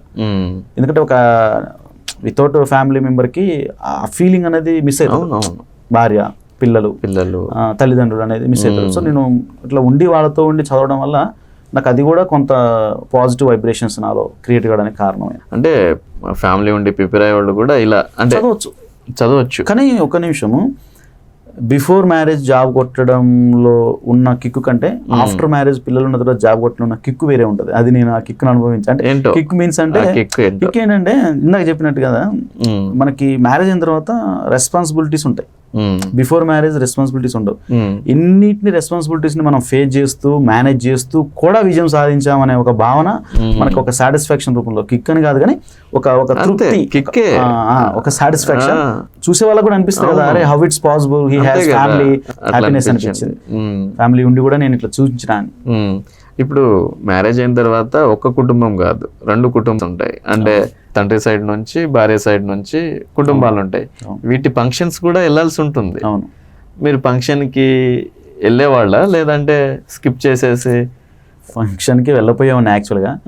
వెళ్ళినప్పుడు వాళ్ళు కూడా ఎప్పుడు రారు ఏంది అని అనుకుని ఉండొచ్చు. బట్ నేను పర్ఫెక్ట్గా చెప్పను, అనుకుని ఉండొచ్చు. బట్ మన సక్సెస్ కోసం ఈ చిన్న నేను ఇందాక చెప్పా కదా, మనం దీర్ఘకాలికమైనటువంటి విజయాల కోసం స్వల్పకాలికమైనటువంటి ఆనందాన్ని వదులుకోవడంలో తప్పలేదు. నేను ఏదో అక్కడికి పోవాలి, ఎంజాయ్ చేయాలి అని అనుకుంటే ఈ సక్సెస్ రాదు. సో చిన్న మన లైఫ్లో ఆస్పిరెంట్స్ కూడా చిన్న ఏమన్నా ఆనందాలు ఉంటే వాటికి దూరంగా పెట్టి మన లైఫ్, మన కెరీర్, మన ఫ్యామిలీ, మన డెవలప్మెంట్ కోసం మన పని కోసం మనం ఉండడం మంచిది. సక్సెస్ అయిన తర్వాత ఆటోమేటిక్గా అందరూ మనల్ని ఇన్వైట్ చేస్తారు. అప్పటిదాకా తిట్టిన వాళ్ళు, అప్పటిదాకా మనల్ని వీడు దేనికి పనికిరాడు అన్నోడే ఫస్ట్ కంగ్రాట్స్ చెప్పేదే వాళ్ళు. నిన్ను ఎంకరేజ్ చేసిన వాళ్ళకంటే నిన్ను డిస్కరేజ్ చేసిన వాళ్ళే ఫస్ట్ నేను కాంటాక్ట్ అయ్యే అవకాశం ఉంది. సో అది పట్టించుకోవద్దు. మనం ప్రిపరేషన్లో ఉన్నప్పుడు 100 అనుకుంటారు, మనం సక్సెస్ అయిన తర్వాత ఇవన్నీ పోతాయి. పోలీస్ డిపార్ట్మెంట్లో అత్యంత తక్కువ పోస్ట్ అంటే బోటంలో ఉంటారనమాట. Bottom is not a list. నేనేమంటానంటే చిన్న పోస్ట్లో ఉన్నారు. ఇక్కడ మీరు చేయని డ్యూటీ అని అంటూ ఏముండకపోవచ్చు మేబీ. ఎందుకంటే ప్రతి చోట ఫస్ట్ వెళ్ళేది కానిస్టేబుల్. కొట్టుకుంటే కానిస్టేబుల్ వెళ్తారు, ఎవరైనా యాక్సిడెంట్ అయితే కానిస్టేబుల్ వెళ్తారు, ఎవరైనా మర్డర్ అయితే కానిస్టేబుల్ వెళ్తారు, ఏదైనా మీటింగ్ ఉన్నా కూడా ఎక్కడికైనా మీరే వెళ్తారు. ఆ డ్యూటీ ఎలాంటి అనుభూతిని ఇచ్చిందండి మిమ్మల్ని? అంటే నార్మల్గా ఏ డిపార్ట్మెంట్లో లేనంత రిస్క్, ఇబ్బంది ఇదే డిపార్ట్మెంట్లో ఉంటుంది పోలీస్లో. అదేవిధంగా ఏ డిపార్ట్మెంట్ ఇవ్వనంత సాటిస్ఫాక్షన్, తృప్తి ఇదే డిపార్ట్మెంట్ ఇస్తుంది. అంటే 2 ఇది అంటారు కదా, ఎక్కడైతే ఇబ్బంది ఉంటుందో అక్కడే మనకి లాభం ఉంటుంది అన్నట్టు, ఎక్కడైతే ప్రెజర్ ఉందో అక్కడే సాటిస్ఫాక్షన్ ఉంటుంది కొంతమేర. వేరే డిపార్ట్మెంట్స్లో ఒక timings, particular timings, office timings ఉంటాయి. కానీ యూనిఫామ్ ఫోర్సెస్లో ఎస్పెషల్లీ పోలీస్లో 24/7 ఎప్పుడు అవైలబుల్ ఉండాలి అనేది ఒకటి. అదేవిధంగా డిసిప్లినరీ ఫోర్స్ ఏదైనా ఉంటే యాక్షన్ తీసుకునే అవకాశం ఉంటుంది. కాబట్టి ఎవ్రీ టైం మనం ready to serve the people అనే విధంగా మనం ఉంటాం. సో అప్పుడు మనకి ఏమనిపిస్తుంది అంటే మన ఫ్యామిలీ మెంబర్స్ని వదిలేసి మనం ఫంక్షన్స్ని పోకుండా ఉన్నప్పుడు బాధ అనిపిస్తుంది. అరే నేను పోట్లేదే, నా భార్య పిల్లలు లేదా మా అమ్మ నాన్న ఫీల్ అవుతారు, ఏమన్నా అనుకుంటారేమో, బాధపడతారేమో అనే ఫీలింగ్ ఒక పక్క బాధ ఉంటుంది. అది ఏ డిపార్ట్మెంట్లో లేనటువంటి నష్టం. అవును. అదేవిధంగా ఏ డిపార్ట్మెంట్ లేనటువంటి సాటిస్ఫాక్షన్ ఎట్లుంటుందంటే, ఈ ఫంక్షన్స్ ఇవేమీ పోకుండా కూడా నేను మా ఫ్యామిలీ మెంబర్స్కి కూడా నేను వదిలేసి సొసైటీ కోసం నేను పనిచేస్తున్నాను ఒక ఫీలింగ్. ఫర్ ఎగ్జాంపుల్, ఈరోజు అక్కడ ఏదైనా ఒక దొంగతనం అయింది, అదే రోజు ఫంక్షన్ లేదా పెళ్ళో దగ్గర ఉంది, అక్కడ సార్ మనకి లీవ్ ఇవ్వడు, పోము, ఇక్కడ బాధ ఉంటుంది. బట్ అదే టైంలో మనం అక్కడైనటువంటి ఆ థెఫ్ట్ని ఆ సీసీ కెమెరాస్ వెరిఫై చేయడం కానీ లేదా ఫింగర్ ప్రింట్ కలెక్షన్ కానీ చేసి మన మంచి ఎంక్వైరీస్ ఆఫీసర్స్కి సపోర్ట్ చేసి టీం వర్క్ చేసి డిటెక్ట్ చేసి అక్కడ పోయినటువంటి గోల్డ్ ఎన్ని తులాస్ లేకపోతే అమౌంట్ కానీ డిటెక్ట్ చేసి మనం వాళ్ళకి ఇచ్చినప్పుడు వాళ్ళ హ్యాపీనెస్ చూసినప్పుడు ఇంకా నీకు ఏ డిపార్ట్మెంట్లో అంత హ్యాపీనెస్ ఉంటుంది. మన ద్వారా హెల్ప్ పొందిన వాళ్ళు, అంటే ఫర్ ఎగ్జాంపుల్ ఒక థెఫ్ట్ అనే చెప్తున్నా, what ever it maybe, A crime అయినా సరే ఏదైనా సరే మనం మన ఫ్యామిలీని వదిలేసి సొసైటీ కోసం వర్క్ చేస్తున్నామని ఒక తృప్తి ఉంటుంది. బట్ సొసైటీ ఏమనుకుంటుంది అంటే సొసైటీ అంటే అందరూ కొంత పోలీస్ అంటే ఒక నెగిటివ్ అది ఉంటుంది వాళ్ళకి, అది అనే ఉంటుంది. కానీ బట్ పోలీస్ అంటే నిజంగా వాడి ఫ్యామిలీని వదిలేసి మీ ఫ్యామిలీ, సొసైటీ ఫ్యామిలీ కోసం పనిచేసేవాడే. అందులోనే ఎస్పెషల్లీ ఇంకా మీరు అన్నట్టు కానిస్టేబుల్ అంటే అది ఒక చిన్న ఉద్యోగం ఏం కాదు. చిన్న ఉద్యోగం అనట్లేదు, ఐ మీన్ అదే అంటే డిపార్ట్మెంట్ లో bottom post least but not అదే స్ట్రాంగ్ పోస్ట్. ఏ ఆఫీసర్ అయినా సరే ఫీల్డ్ లోకి మాక్సిమం రాదే కదా, ఏదో పెద్ద ఇన్సిడెంట్ అయినప్పుడే. బట్ ఎవ్రీ టైం ఫీల్డ్ లెవెల్లో ఉండి, ఫర్ ఎగ్జాంపుల్ కోర్టు డ్యూటీ చేసినప్పుడు కోర్టు కానిస్టేబుల్ అంటారు, రైటర్ గా కోర్టు కానిస్టేబులే చేస్తాడు, పెట్రోలింగ్ చేసేది కానిస్టేబులే చేస్తాడు. ఏదైనా ఒక మర్డర్ అయినా, రేప్ అయినా, ఇంకా థెఫ్ట్ అయినా ఫస్ట్ సీన్కి వెళ్ళేది కానిస్టేబులే. ఆ ఇన్ఫర్మేషన్ ని పైకి పంపిస్తాడు. మనం ఇల్లు కట్టేటప్పుడు ఫస్ట్ పునాదులు తీసి పిల్లర్ వేస్తాం. అవును. ఆ పిల్లర్ మంచిగా అయిపోతే ఏమైంది, ఇల్లు కూలిపోయే ఛాన్సెస్ ఉంటుంది. సో ఇక్కడ బేస్ లో ఉన్న కానిస్టేబుల్ కనుక సరిగ్గా వర్క్ చేయలేదనుకో కూలిపోద్ది. అదే వర్క్ చేస్తే స్ట్రాంగ్ ఉంటుంది. అంటే కానిస్టేబుల్ అనేవాడు సరిగ్గా డ్యూటీ చేస్తే ఎంటైర్ డిపార్ట్మెంట్ మొత్తం స్ట్రాంగ్ ఉంటుంది, సొసైటీ అంతా కూడా పీస్ఫుల్ ఉంటుంది. So constable is a pillar of police department, constable is the root of tree అని నేను బలంగా నమ్ముతాను అనమాట. అయితే మన వాళ్ళు ఇప్పుడు చాలా మంది ఆస్పిరెంట్స్ అంటే పల్లెటూరులో ఉన్న పిల్లలు ఎక్కువగా ఇష్టపడే జాబ్ లేదంటే తొందరగా జాబ్ కొట్టాలనుకునే జాబ్ ఏదైనా ఉందంటే కానిస్టేబుల్. 100%. ప్లస్ ఎక్కువ మంది ప్రిపేర్ అయ్యేది కూడా కానిస్టేబుల్కి. అవును. మన పిల్లల కోసం మీరు ఎలా ప్రిపేర్ అయితే సక్సెస్ అవుతారు కానిస్టేబుల్ కోసం ట్రిక్స్ చెప్పండి కొన్ని. అంటే బేసిక్గా మన రూరల్ ఏరియాలో ఉన్న వాళ్ళకి ఎక్కువగా కానిస్టేబుల్ జాబ్ వైపు ఇంట్రెస్ట్ ఉంటుంది, ఎందుకంటే అది యూనిఫామ్ ఫోర్స్ కాబట్టి. నేను యూనిఫామ్ వేసుకోవాలి. అందులో డిగ్రీలో ఉన్నప్పుడు యంగ్ ఏజ్ లో ఉన్నప్పుడు కొంత అట్రాక్ట్ అవుతుంది సామాన్యంగానే. అదే విధంగా నోటిఫికేషన్స్ కూడా మనకి comparing to group 1 group 2 constable notification, SI notification అనేది ఒక 5 years ఒక 2-3 times వచ్చే అవకాశం ఉంటుంది. ఎక్కువ సంఖ్యలో నెంబర్ పరంగా ఎక్కువ ఉంటాయి, వేలల్లో నెంబర్ ఆఫ్ టైమ్స్ కూడా నోటిఫికేషన్ వచ్చే అవకాశం ఉంటుంది. తొందరగా రిక్రూట్మెంట్ ప్రాసెస్ కూడా జరిగింది. ఇట్లా కేసులు కూడా ఎక్కువ పడవు, డిలే కావు, పోస్ట్ పోన్ కావు. ఎవరైనా సరే తొందరగా రావాలి, జరగాలని కోరుకుంటారు. లక్షల మంది ఆస్పిరెంట్స్ ఉంటారు, బట్ కాంపిటీషన్ తక్కువ ఉంటుంది. అది అందరికి తెలియదు. ఎందుకు తక్కువ ఉంటుంది అంటే గ్రూప్ 1 గ్రూప్ 2 లాంటి గ్రూప్స్ ఎగ్జామ్స్ కానిస్టేబుల్, ఎస్ఐ లాంటి యూనిఫామ్ ఫోర్స్ పక్కన పెట్టినప్పుడు కంపేర్ చేస్తే ఇక్కడ హైట్ తక్కువ ఉన్నోడు కానిస్టేబుల్ ఎస్ఐకి రాడు, కానీ హైట్ తక్కువ ఉన్నోడు ఇక్కడ వస్తాడు. అదేవిధంగా చెస్ట్ లేనోడు ఇక్కడ రాడు, చెస్ట్ మంచిగా చెస్ట్ ఉన్నోడు అక్కడ వస్తుంది, ఇక్కడ రా. అంటే మెజర్మెంట్స్ అనేవి ఇక్కడ. తర్వాత ఈవెంట్స్ ఉంటాయి, రన్నింగ్, హైట్ 100 meters అని, లాంగ్ జంప్ అని, షార్ట్ పుట్ అని, అవన్నీ అక్కడ ఉంటాయి. స్టేట్ ఫస్ట్ ర్యాంక్ వచ్చేంత టాలెంట్ నీకు ఉన్నప్పటికీ నువ్వు హైట్ లేకపోతే నువ్వు కట్ అయినట్టే, నీకు రన్నింగ్ రాకపోతే నువ్వు కట్ అయినట్టే, నీకు long jump, shot put, high jump రాకపోతే కట్ అయినట్టే. అంటే అక్కడ టాలెంటెడ్ పర్సన్స్ ఈవెంట్స్ రూపంలో, బాడీ మెజర్మెంట్స్ రూపంలో కొంత వెళ్ళిపోతున్నారు. అంటే నేను అట్లా అని చెప్పి మొత్తం తక్కువ చేసి మాట్లాడాలని కాదు, బట్ కంపేరింగ్ టు గ్రూప్స్ అనేది అక్కడ కాంపిటీషన్ తక్కువ. సో అందరికీ తొందరగా అట్రాక్ట్ అవుతారు. కాబట్టి వాళ్ళకి ఏం చెప్తాల్సిన అంటే కానిస్టేబుల్ యాక్చువల్గా ఇప్పుడున్నటువంటి మొన్నటి వరకు జరిగిన రిక్రూట్మెంట్లో భాగంగా 200 మార్కుల క్వశ్చన్స్ ఉంటాయి. దానికి ప్రిలిమ్స్ క్వాలిఫై అయిన తర్వాత అంటే కేటగిరీ వైజ్గా 40%, 30% క్వాలిఫై మార్క్స్ ఉంటాయి. ఆఫ్టర్ కంప్లీషన్ ఆఫ్ ప్రిలిమ్స్ ఈవెంట్స్కి పోతారు. ఆ తర్వాత మెయిన్స్ అని ఉంటుంది, అది కూడా మెయిన్స్ కూడా 200 మార్కులు. దీంట్లో సిలబస్ సేమ్ గ్రూప్స్లో ఉన్న సిలబసే ఉంటుంది, బట్ అంత డెప్త్గా వెయిటేజ్ తగ్గిద్ది. డెప్త్ అంటే డెప్తే ఉంటుంది, పేపర్ ఇది కూడా చాలా కఠినంగానే ఉంటుంది కాన్సెప్ట్ రాసిన. కాకపోతే అక్కడ ఒక్కొక్క పేపర్లోనే 150 మార్కులు కాబట్టి అక్కడ డెప్త్ పెరిగిద్ది, క్వశ్చన్స్ ఎక్కువ ఉంటాయి. ఇక్కడ 200 మార్కులు క్వశ్చన్ పేపర్, ఒకటే పేపర్లో ఎన్ని సబ్జెక్ట్స్ కవర్ చేయాలి కాబట్టి కొంత ఉంటుంది. కాకపోతే సోషాలజీ, ఎకానమీ లాంటి కొంత సబ్జెక్ట్స్ ఇక్కడ తక్కువ ఉంటాయి, చాలా రేర్ ఉంటాయి కానిస్టేబుల్లో. ఇంగ్లీషు, జాగ్రఫీ, ఎకానమీ, పాలిటీ అంత సేఫ్. అయితే ఏం చేయాలంటే కానిస్టేబుల్గా ఇక్కడ మనం ఫస్ట్ దాన్ని 200 మార్కులని ప్రీవియస్ పేపర్లో ఒకసారి చూసుకొని ఏ టాపిక్ నుంచి ఎక్కువ వస్తున్నాయి అనేదాన్ని మనం ఒకసారి రాసుకోవాలి. ఎందుకంటే మనం ఎక్కువ ఆ టాపిక్ల మీద ఇంట్రెస్ట్ పెట్టి చదవాలి కదా. ఫర్ ఎగ్జాంపుల్ 100 మార్కులు రీజనింగ్, అర్థమెటిక్ వస్తుంది, 100 మార్కులు జిఎస్ వస్తుంది కంప్లీట్గా. ఎస్ఐలో అయితే నేను చెప్పేది, కానిస్టేబుల్ అయితేనేమో 30 మార్క్స్ 40 మార్క్స్ రీజనింగ్, అట్లా ఇంగ్లీష్ 20 మార్కులు అట్లా వస్తుంది. సో ఇప్పుడు ఎస్ఐ అయితేనేమో ఇట్లా హాఫ్ ఒక 200 మార్కులు అట్లా ఉంటుంది. ప్రిలిమ్స్ లో అయితేనేమో 100 మార్క్స్ అర్థమెటిక్ రీజనింగ్ ఉంటుంది, ఎస్ఐ 100 మార్క్స్ జిఎస్ ఉంటుంది. మెయిన్స్ లో అయితే కంప్లీట్ గా ఒక పేపరే అర్థమెటిక్ రీజనింగ్ ఉంటుంది, ఇది ఒక జిఎస్ ఒక పేపర్ ఉంటుంది. హాఫ్ 50% అర్థమెటిక్ రీజనింగ్ అంటే మ్యాథ్స్ బ్యాక్గ్రౌండ్ కాబట్టి నువ్వు ఎక్కువ అక్కడ ఫోకస్ పెట్టి జిఎస్ లో నీకు ఇంట్రెస్ట్ ఉండి ఎక్కువ పెట్టి మిగతా వాటిని ఆప్షనల్గా కొంచెం లైట్గా చూసుకుంటే అట్లా చూసుకోవడం బెటర్.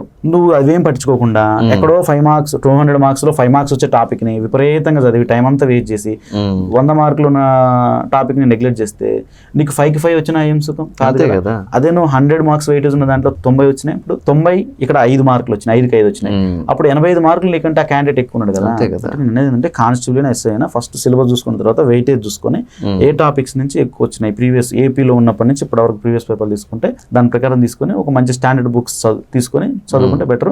ఈవెన్ సడన్ గా కాకుండా నోటిఫికేషన్ వచ్చినప్పటి నుంచే కొంత చిన్నగా running, shot put, long jump, ఎవరైనా గైడెన్స్ సీనియర్ పీఈటీలు కానీ ఎవరైనా ఉంటే గైడెన్స్ లో చేసుకుంటే బెటర్. మన రూరల్ ఏరియా బ్యాక్గ్రౌండ్ వాళ్ళకైతే ఎలాంటి పీఈటీలు ఏం అవసరం లేదు, కొంత సిటీ కల్చర్ ఉన్న వాళ్ళకి అవసరం ఉంటుంది. అట్లా కొంత comparing to groups constables అనేది కొంత అంత కష్టమేం కాదు, బట్ అట్లా ప్రిపేర్ అయితే సరిపోతుంది.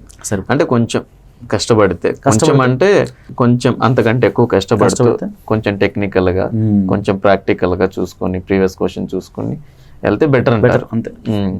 నేను ప్రిపేర్ అయినప్పుడు కూడా యాక్చువల్గా డిగ్రీ ఫైనల్ ఇయర్ లో ఉన్నప్పుడు అప్పటి వరకు కోచింగ్ లేదు, ఏం లేదు కాబట్టి నేను తెలిసి కానిస్టేబుల్ కూడా కోచింగ్ తీసుకోలేదు, బట్ ఒక 1 month అట్లా నేను తెలిసిన వాళ్ళ దగ్గర ట్రిక్స్, అర్థమెటిక్ రీజనింగ్ అని ఒక ఇన్స్టిట్యూట్కి వెళ్ళి తెలుసుకున్నాను. అది ఒక్కటే నేను నా లైఫ్ లో ఈ గ్రూప్స్కి అయితే అసలుకి గ్రూప్స్కి కోచింగే లేదు. అయితే నేను అప్పుడు అంతే ఏం చేసేదంటే 200 మార్క్స్ పేపర్, 200లో వెయిటేజ్ ఎక్కడ ఎక్కువ ఉంది, రీజనింగ్ ఉంది, అర్థమెటిక్ ఉంది, ఆ తర్వాత బయాలజీ నుంచి ఒక 10 క్వశ్చన్లు వస్తాయి. కొంత బయాలజీ మనకి చిన్నప్పటి నుంచి ఇంట్రెస్ట్, అందుకే మనకి ఇంట్రెస్ట్ ఉండి వెయిటేజ్ ఎక్కడ ఉంది చూసుకొని మనం చేయాలి. ఇప్పుడు ఎకానమీ ఉంది, అది ఒక 5 మార్క్స్ ఏం వస్తుంది. ఎకానమీ 5 మార్క్స్ వచ్చేది 200 మార్క్స్లో. గ్రూప్ 2 చదివినట్టుగా నువ్వు విపరీతంగా చదివితే ఏం యూజ్ లేదు. సో ఎకానమీ నువ్వు అక్కడ నెగ్లెక్ట్ చేసి తక్కువ చదివినా అయిపోద్ది. అట్లా ఫస్ట్ కానిస్టేబుల్ అయినా ఎవరైనా సరే ఏ ఎగ్జామ్ అయినా సరే వెయిటేజ్ ఎక్కడి నుంచి ఎక్కువ వస్తుందని చూసినప్పుడు దాని మీద ఎక్కువ ఇంట్రెస్ట్ పెట్టి చదవాలి. నీకు ఇష్టం ఉన్న సబ్జెక్టు చదవడం కాదు, వెయిటేజ్ ఎక్కువ వచ్చే సబ్జెక్ట్ని ఇష్టంగా మార్చుకొని నేర్చుకుని చదువు. ఇప్పుడు మీరు కానిస్టేబుల్గా విధులు నిర్వహించారు దాదాపుగా 7 సంవత్సరాలు. ఇప్పుడు గ్రూప్ 2 ఆఫీసర్గా అంటే ఎక్స్చేంజ్ ఆఫీసర్గా, గ్రూప్ 2 ఎక్స్చేంజ్ ఎస్ఐగా వచ్చారు.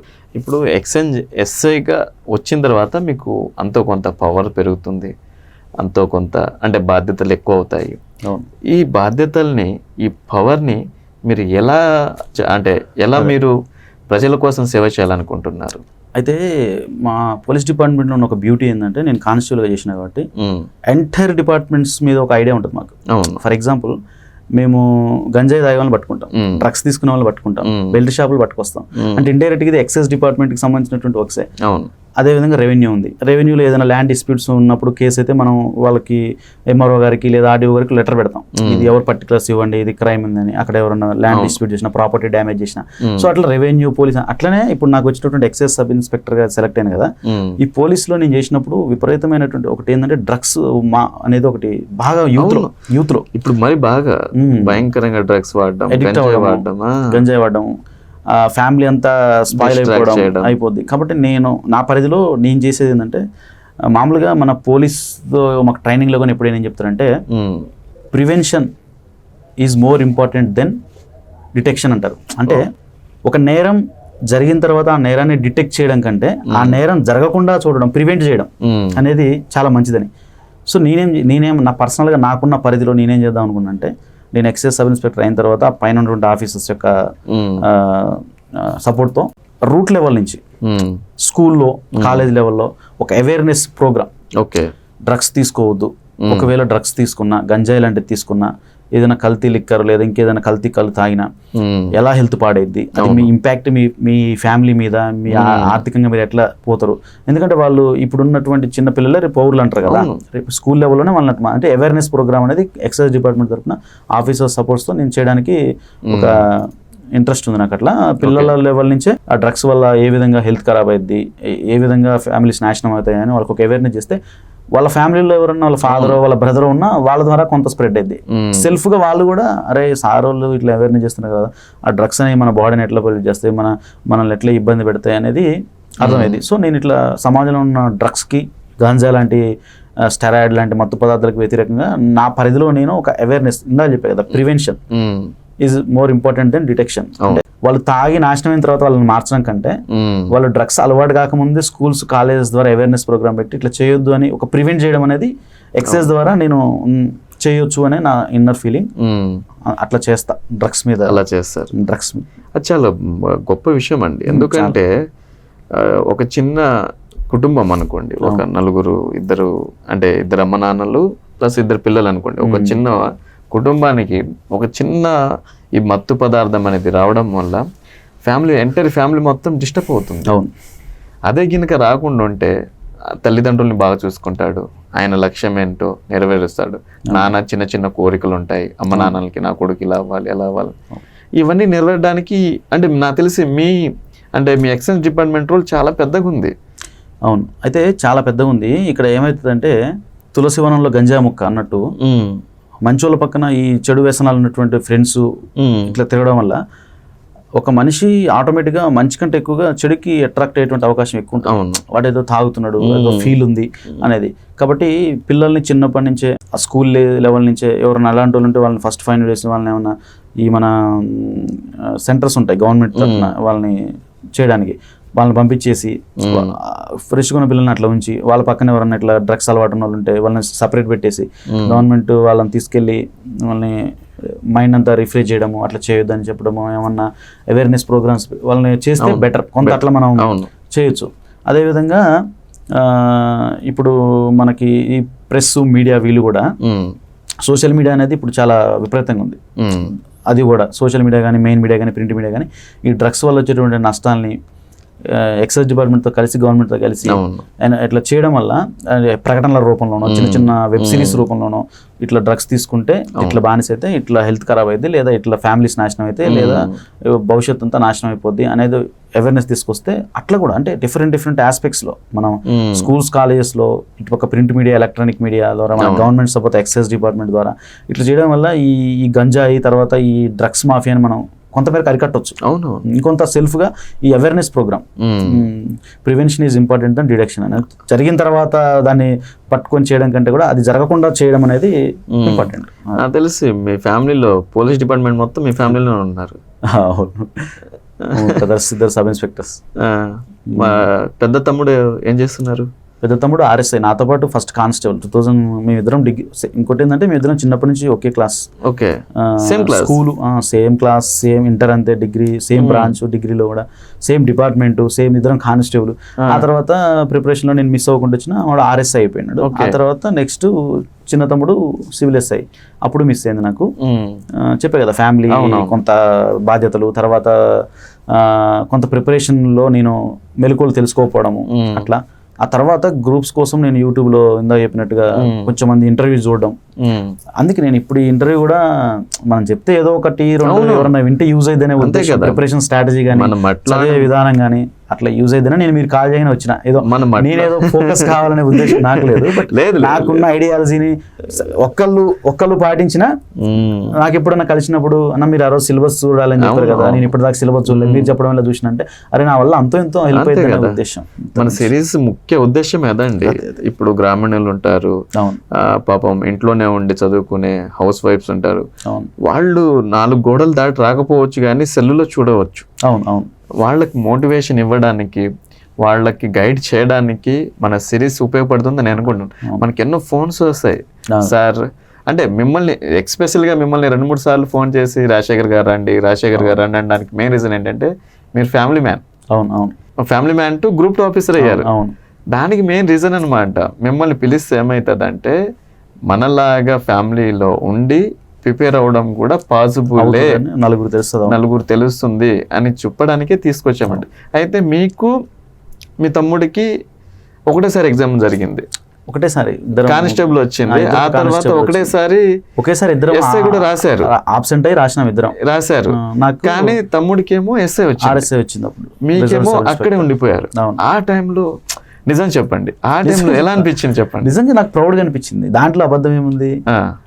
నాకు రాలేదనే నా బాధ, నా తమ్ముడికి వచ్చిందని నాకు ప్రౌడ్. ఇంకేముంటుంది? అంటే ఈక్వల్ అయింది అంతే. రాలేదన్న బాధ ఒకవైపు అయితే 100%. ఆశ లేనిది మనిషి ఇప్పుడు నేను ఒక ఆఫీసర్ అవ్వాలనే ఒక ఆశ నన్ను ఈరోజు ఇక్కడ తీసుకొచ్చింది. అంతే, ఆశ అనేది ఉండాలి. ఇప్పుడు బిజినెస్ చేసేవాడికి కూడా ఈరోజు 1 లక్ష రూపాయలు లాభం వచ్చిందంటే రేపు బిజినెస్ చేసేవాడు ఇంకొక 1 లక్ష రావాలనే ఆశ. నేను కానిస్టేబుల్ ఏంటంటే ఇంకా గ్రూప్ 1 గ్రూప్ 2 కావాలనే ఆశ. అంటే మనిషికి అంటే సక్రమ మార్గంలోనే ఆశ, వేరే మార్గాల్లో ఆశపడటం కాదు.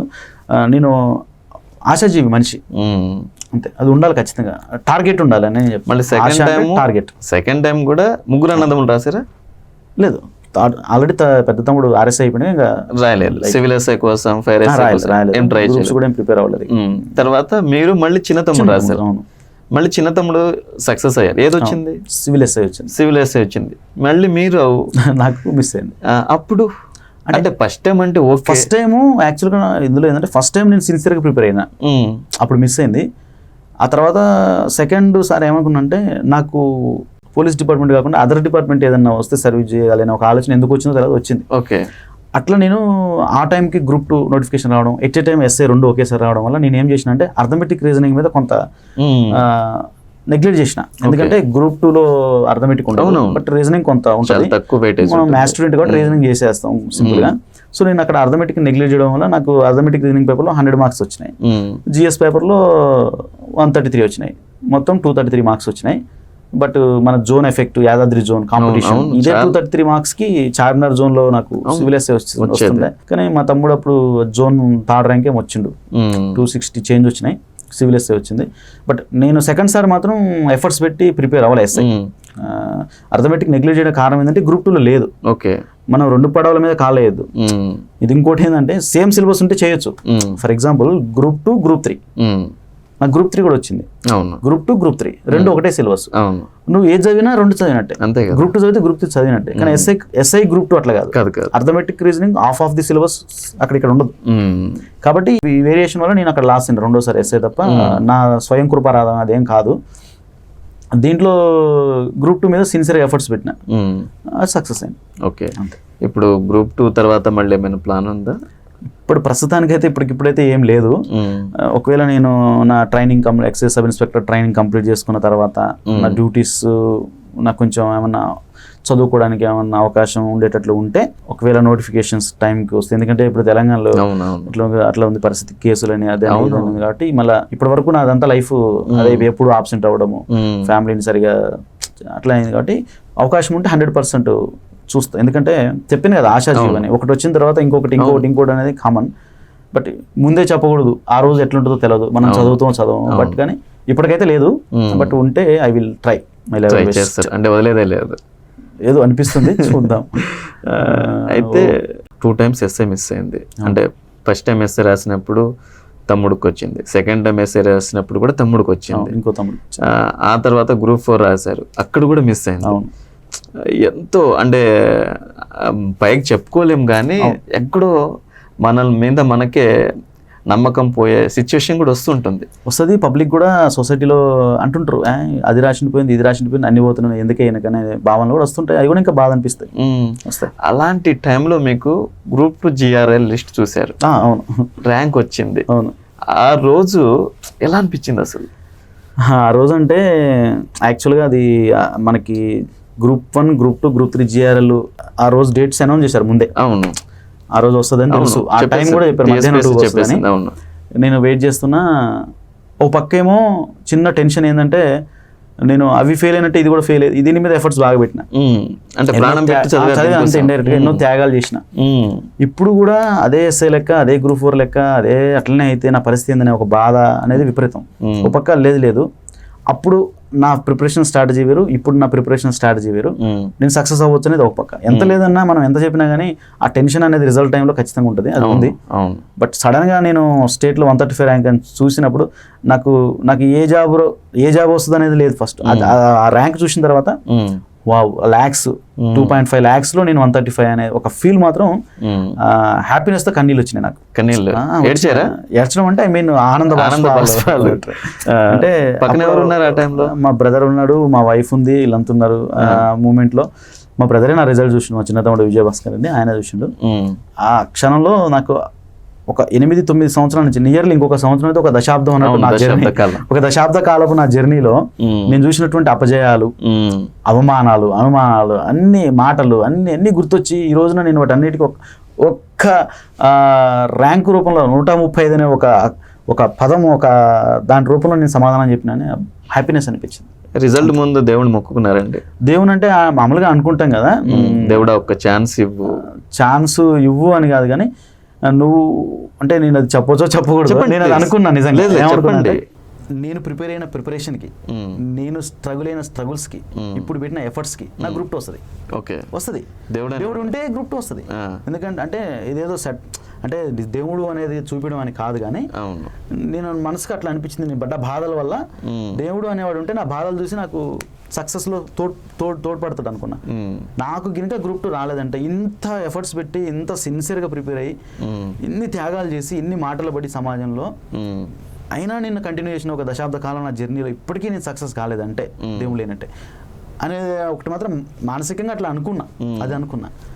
బట్ ఫైనల్గా దేవుడు ఉన్నాడని నిరూపించింది. ఇప్పుడు అంటే చిన్న వయసులో జాబ్ కొట్టారు, ఆ తర్వాత మళ్ళీ స్ట్రగుల్ అయ్యి ఫ్యామిలీ మ్యాన్గా మారిపోయి మళ్ళీ ప్రిపరేషన్ స్టార్ట్ చేసి ఎన్నో అంటే ఫెయిల్యూర్, 2 times ఎస్ఐ లాగా, గ్రూప్ 4 అలా చిన్న అన్ని మిస్ అయిపోయిన తర్వాత గ్రూప్ 2 ఆఫీసర్గా సక్సెస్ అయిన మీరు మన ఆస్పిరెంట్స్ కోసం ఎలాంటి సందేశం ఇవ్వాలనుకుంటున్నారు? మనం సొసైటీలో డిఫరెంట్ కేటగిరీస్ నుంచి ఉంటాం. అంటే ఒకళ్ళ ఫ్యామిలీలో మిడిల్ క్లాస్ ఉండొచ్చు, ఒకళ్ళు బిలో మిడిల్ క్లాస్ ఉండొచ్చు, కొంతమందికి ఫైనాన్షియల్ ప్రాబ్లం ఉండొచ్చు, ఇంకొంతమందికి వీళ్ళనే మాటల వల్ల మెంటల్ టార్చర్ ఉండొచ్చు.